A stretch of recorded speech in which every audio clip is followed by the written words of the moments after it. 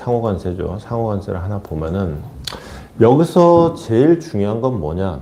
상호관세를 내가 발표한다 그러고 발표했어요. 그러니까 발표 자체는 대단한 뉴스는 아니에요. 원래 이제 예고된 뉴스는 뭐 그렇게까지 큰 뉴스는 아니거든요.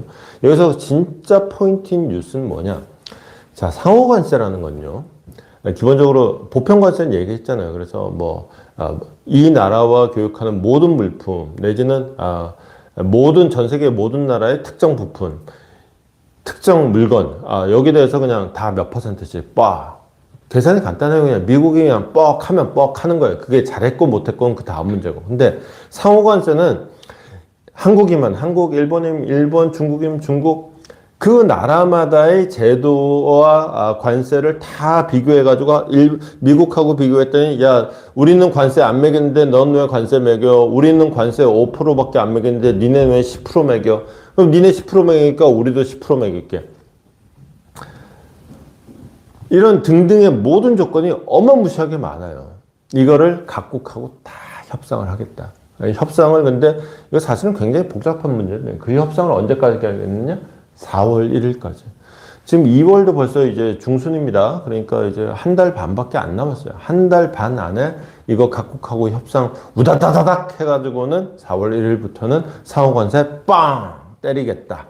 4월 1일이라는 날짜를 명기한 게 사실 간밤에 나온 뉴스 중에서 제일 핵심 포인트예요.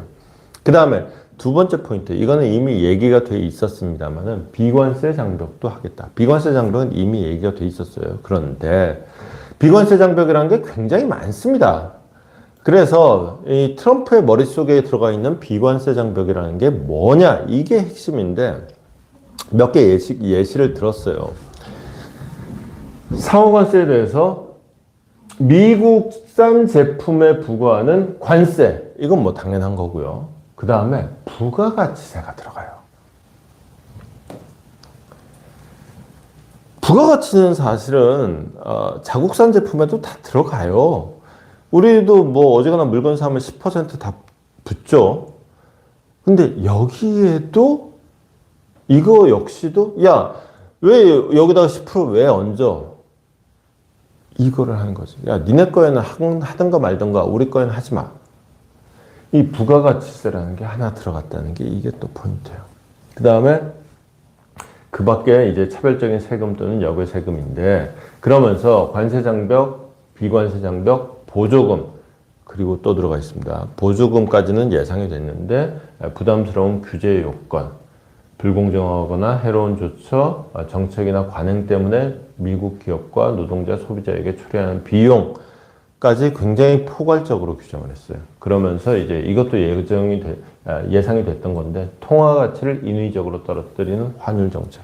이거는 기본적으로 중국을 염두에 둔 거죠. 딱 보면은 대충 이제 이 얘기가 이렇게 되게 굉장히 포괄적으로 한 것 같지만은 어느 정도 타겟팅이 다 정해져 있어요. 보면 이제 이런 세금 문제 같은 경우에는 일단 관세는 기본적으로 저겁니다. 유럽을 염두에 두고 있는 거예요.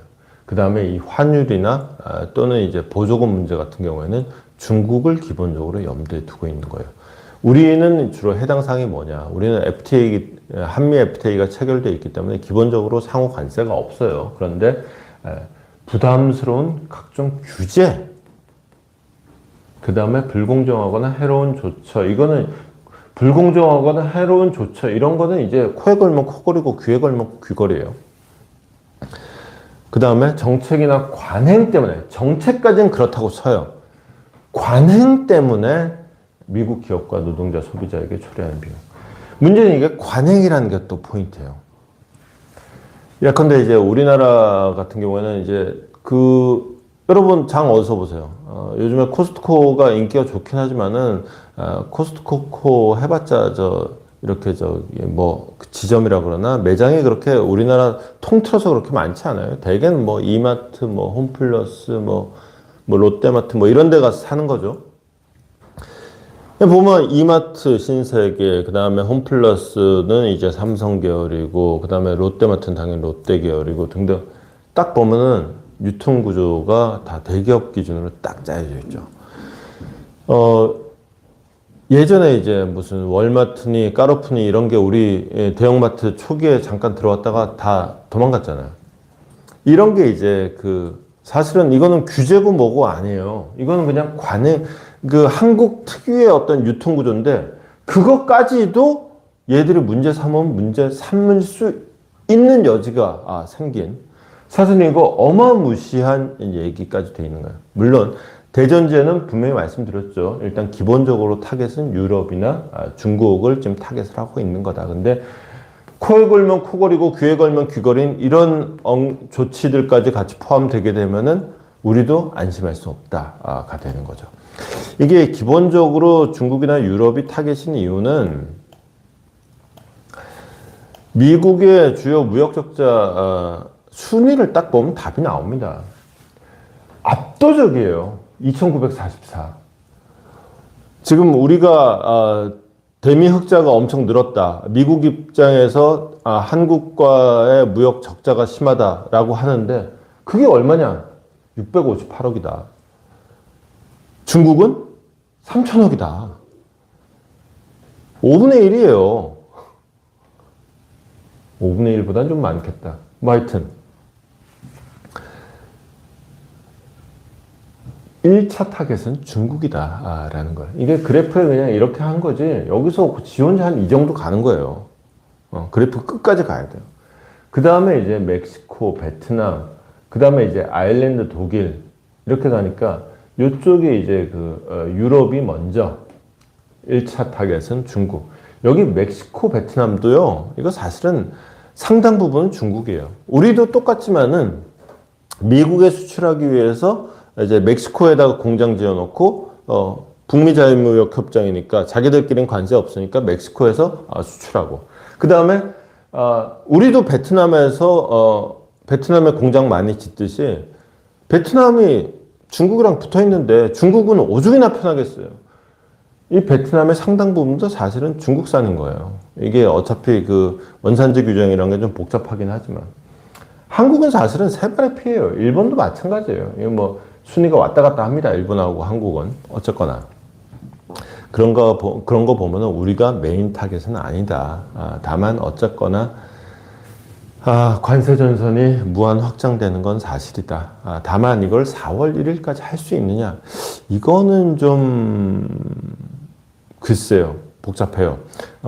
이런 평가가 있습니다. 이게 국가마다 전 세계 한 180개국이 있죠. 그거를 다 얘기를 하려고 그러면 사실 180개국이랑 다 하지는 않을 거예요. 제가 아까 언급해드린 한 10나라 정도만 하면 얼추 해결이 되고 어쩌면 10나라까지 안 가도 돼요. 대충 한 5위까지만 해결해도 어느 정도 될 텐데 이거 각국마다 다 세팅이 다른 거예요. 이걸 일일이 다 봐? 거기다 협상을 해? 그걸 4월 1일까지? 에그머니나 이건 AI 프로젝트 수준이다. 이건 너무 복잡하다. 그리고 미국 안에서도 세금 문제라는 건 기본적으로 복잡하긴 한데 이거를 정책으로 적용을 하려고 그러면 이건 진짜 머리 터진다. 이건 안 된다. 이런 반론도 나오고 있긴 합니다. 어쨌거나 우리로서는 4월 1일까지 협상을 해야 되는데 누가?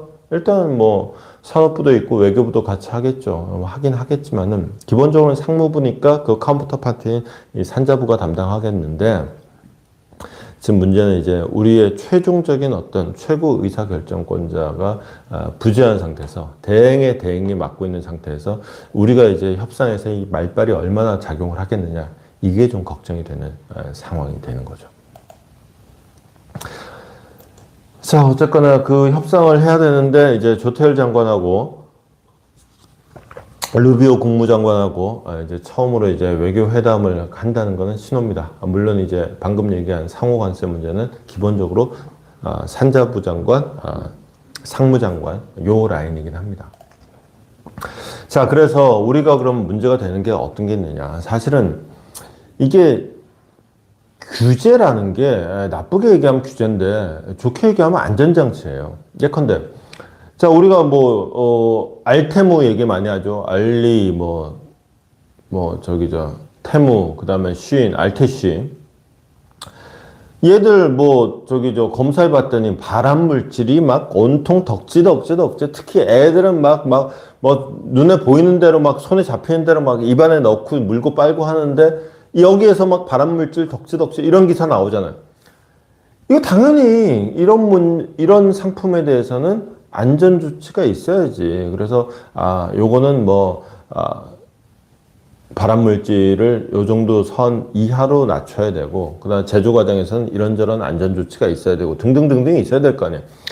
전자제품 같은 경우도 KC 인증 받아야 되고 이런 등등이 있는데, 이거를 외국 기업 같은 경우는 귀찮아, 나 이미 미국에서 다 받았는데 왜 니네한테 또 받으라 그래. 이 이중 규제야. 못 살게 구지 마. 이거 한국이 우리를 괴롭혀요.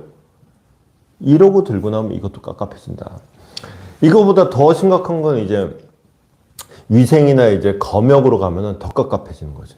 거기다가 이제 통관 절차, 이것도 문제 삼을 수 있고, 거기다 이제 유통구조 같은 얘기도 아까 했지만은 정부 조달 시장 같은 경우에, 우리 같은 경우는 그런 거 있어요. 뭐 똑같은 조건이면은 중소기업점 우대 정책 이런 거 있어요. 그러면 이제 미국에서 우리까지 찾아오는 거는 대기업일 경우가 많은데, 이러면 중소기업 우대라는 건 사실상 한국 기업만 쓰겠다는 거 아니냐. 이거 불평등해, 불공정해.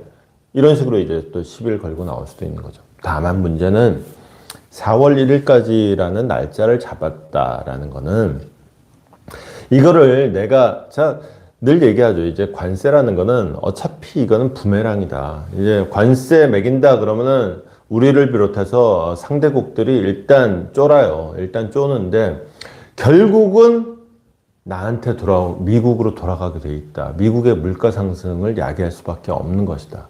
고로 지금 트럼프가 얘기하는 관세 폭탄이라는 것은 이게 1차적으로는 협상 카드인 거다. 특히나 이게 보편 관세도 아니고 상호 관세라고 들어오면 4월 1일까지 협상하겠다며요.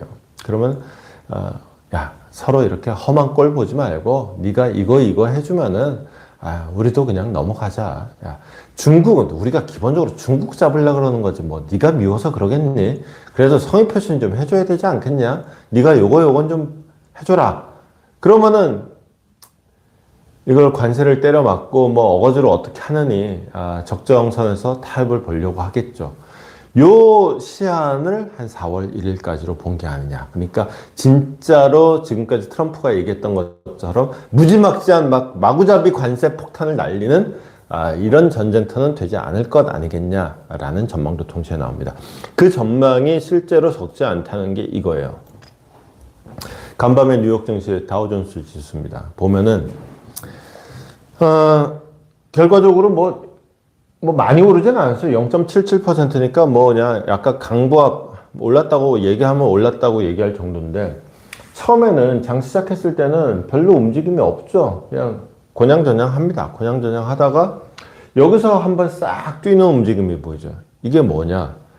이때 트럼프가 이 상호관세를 발표를 하는 거예요. 발표를 하면서 우리 4월 1일까지 협상할 거였다. 그러니 지금 제가 얘기한 맥락을 이 시장 참여들이 딱 이해를 한 거죠. 이거 실제로 던지지는 않을 폭탄이다. 폭탄을 여기 팍 열었더니 여기 폭탄이 짝깍짝깍 돌고 있어.